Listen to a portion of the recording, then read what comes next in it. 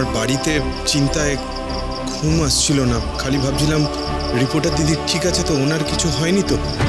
আমি সেই চিন্তায় হসপিটালে ফোন করেছিলাম। হসপিটালে বলল যে আপনার দাদা নাকি রিপোর্টার দিদিকে বাড়িতে নিয়ে এসছে।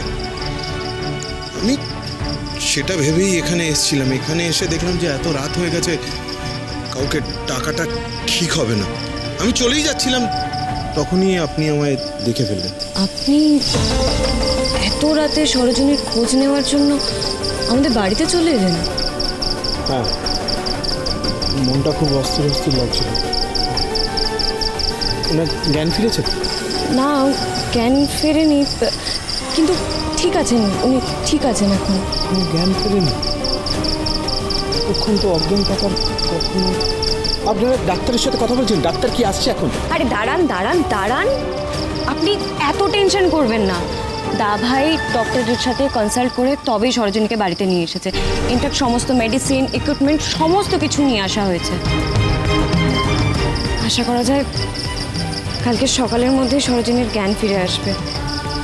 আর সেটা যদি নাও হয় তাহলে ডক্টরদেরকে জানানো হবে, তারা ঠিক চলে আসবেন। আপনি এত টেনশন করবেন না। টেনশন করবো না, কিন্তু টেনশন তো হচ্ছে। রিপোর্টার দিদির জ্ঞান না ফেরা পর্যন্ত আমি শান্তি পাচ্ছি না। আপনাকে আমি যত দেখছি না তত অবাক হয়ে যাচ্ছে জানেন। আপনি সরোজিনীর প্রাণ বাঁচানোর জন্য রক্ত দিলেন,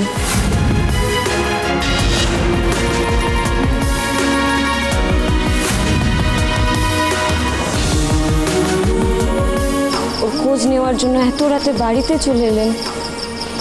সত্যি পৃথিবীর প্রতিটা মানুষের যদি অন্যের জন্য এই কনসার্ন থাকতো তাহলে আমাদের পৃথিবীটাই হয়তো অন্যরকম হয়ে যেত, তাই না? এতে অবাক হওয়ার কিছুই নেই। ধরে নিন আপনার যদি এরকম কিছু হতো, আপনার দাদা আপনার জন্য চিন্তা করতেন না? দাদা, সরোজিনী আপনার বোন, আপনি সরোজিনীকে নিজের বোন ভাবেন?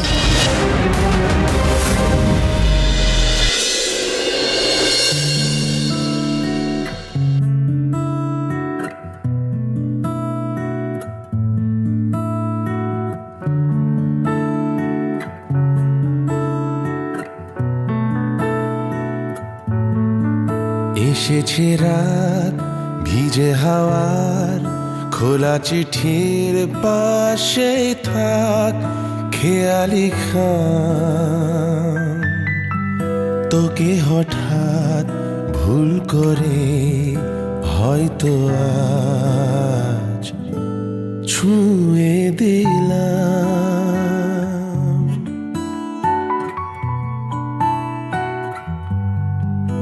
এসেছে রাত, ভিজে হাওয়ার খোলা চিঠির পাশে থাক খেয়ালি খান।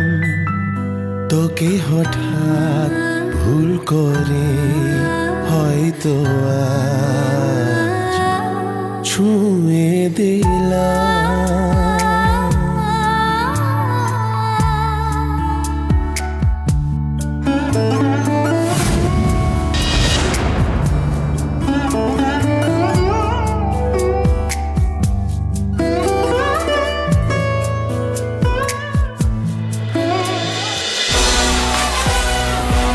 বুলেট সরোজিনী সোম থেকে রবি প্রতিদিন বিকেল 5:30টায় স্টার জলসায় ও জিও হটস্টারে।